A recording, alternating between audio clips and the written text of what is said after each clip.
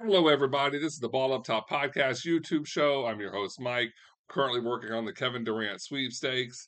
This episode is for the Houston Rockets. And for those of you that don't know, you should know by now if you're a basketball fan, Kevin Durant did ask for a trade. He's got 4 years left on his deal. And even though trade talks have kind of cooled because Brooklyn has not got their asking price, we've got a series to produce.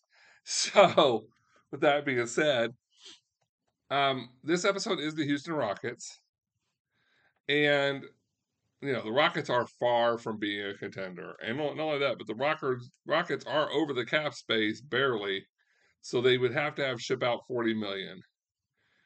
Brooklyn's asking price has been an all-star caliber player, a young up and rising player, and draft picks. So where are we at with this?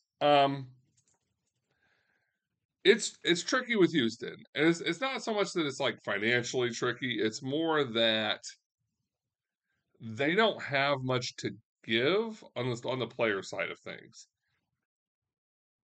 So first, let's go ahead and move Kevin Durant over to being a Rocket. We got to come up with roughly $40 million going out to make this deal work. It starts with Eric Gordon. There is basically no deal without Eric Gordon, and he's a good shooter. He's a good scorer. He's got 2 years left on his deal at 19.5, which is not a bad contract. But we need that. His number is big. Next, we have Jalen Green and Jabari Smith. Um, if I'm Houston, I'm not giving you both. It'll be a one or the other. And since Jabari recently signed his contract, meaning that we can't really use him on the trade machine for a little while, we're going to throw Jalen Green in there on this deal.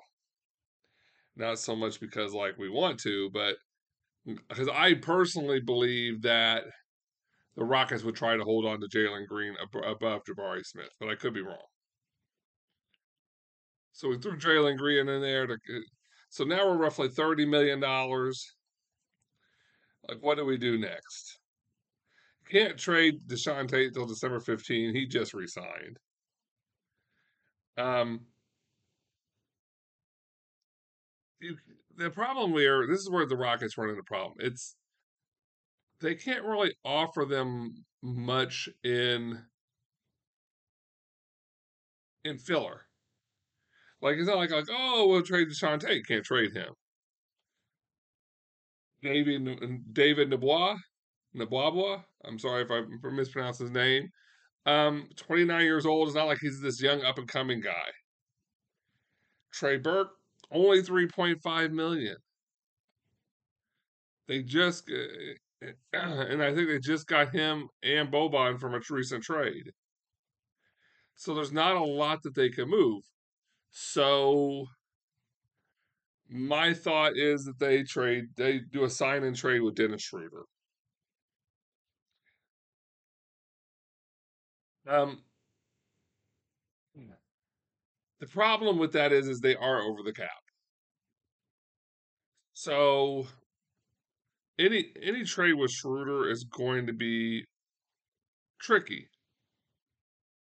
If you look over here, let's go ahead and go to the standard contract. Let me see.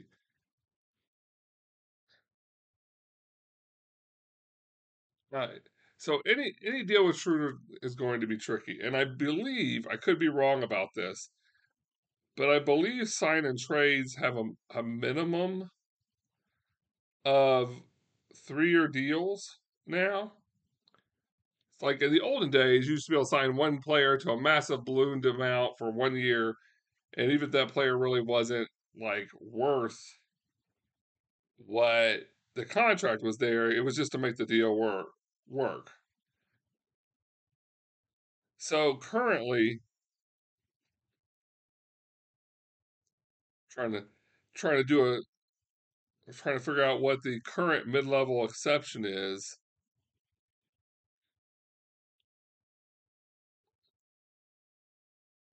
I believe see. This is where it is. There is no bird rights, so I believe the current mid-level then I keep seeing this. It's 5.2, but I really feel like that's wrong.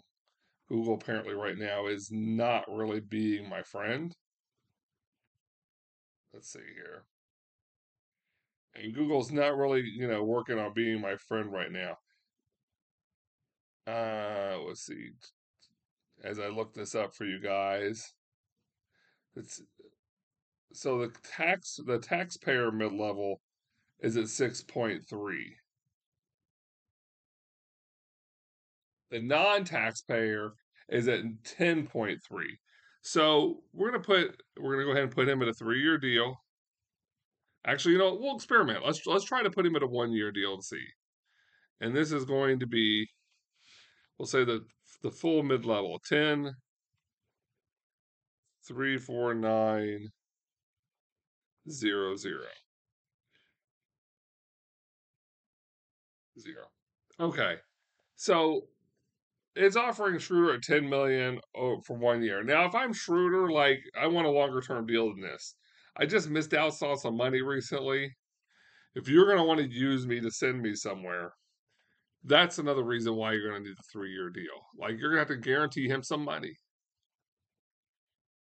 And so we'll put it at a flat rate. I mean, it really doesn't matter in terms of anything beyond this year because this is the only year that that trade comes back. But I also understand that anything that they do, because they're adding years, if Brooklyn's not really interested in Schroeder, then what'll have to happen is they, they're going to have to include more draft picks because now you're asking Brooklyn to take on more longer term salary. And as you see, there's no expiring draft picks in this whole thing. So let's go ahead and trade him to the Nets. So financially, we're good. Financially, we're around $40 million, so we're good at this point. But I have not given them. I've given them the young prospect they wanted. I have not given, which could be Jalen Green or Jabari Smith, depending on which one they covet more. I have not given them an all-star player, and on top of that, I'm making them take on. I'm making them take on 3 more years on this deal. And don't get me wrong, long term they're going to save money because Durant has a 4-year deal at 44 billion, where these guys are both 2, 3, and 3.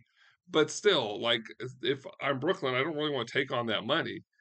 I'm saving about 5 million in tax. Well, $5 million from getting taxed, I should say. But Houston has a lot of draft picks, and so since I'm not getting that All Star player, I'm going to want, and this is key. I'm going to want my first round draft pick that I traded them in the James Harden deal back. And on top of it, like I'll probably want theirs also. Because I'm shooting at 6. When you consider that I didn't get any All Star caliber talent, if I'm shooting for 6 first rounders. I don't know if I'll get 6, but I'm shooting for 6.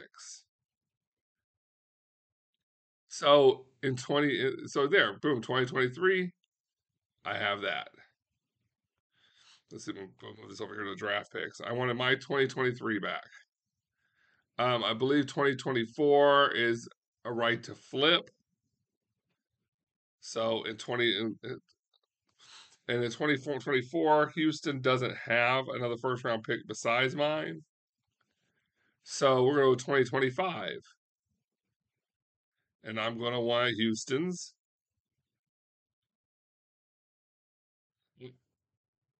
Actually, you know what? I probably wouldn't want Houston's. Now I'm going to think about it.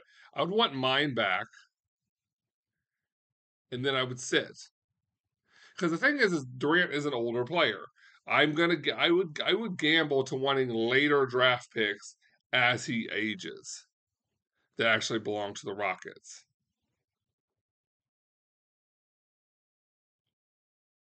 And in 2027, I want mine back again.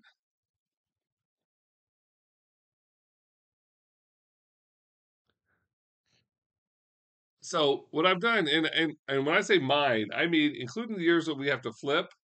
I want those too. Like we're flipping them back,